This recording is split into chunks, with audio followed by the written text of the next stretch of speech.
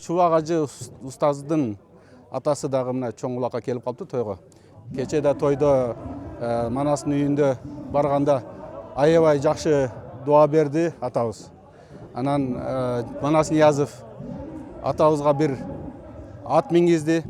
Ошол жерде өтө сонун дуа кылды эле. Мына тойдун башталышында да, улактын башталышында да атабыздан бир тойго бир батасын алсак дуасын. Мен мына бүгүн Токтогул биздин тең атасы, Манастын биздин теңчибиз болот экен досум экөөбүздүн. Ошондон Токтогулдун балдары, Манас үнүбүз атасынын 75 жылдык юбилейин, өзүнүн 3 баласынын сүннөт тоюн, анан кийин үй тойлорун кошуп, мына элге улак берип атат.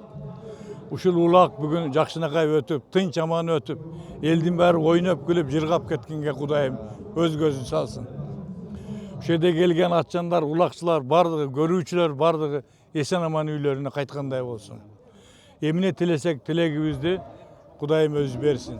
Бүгүндөй отуруштар, ушундай чоң тойлор жакшы өтө берсин. Улак тынч өтсүн. Баардыгы Кудайдын жолунда болсун. Амин. Рахмат ата.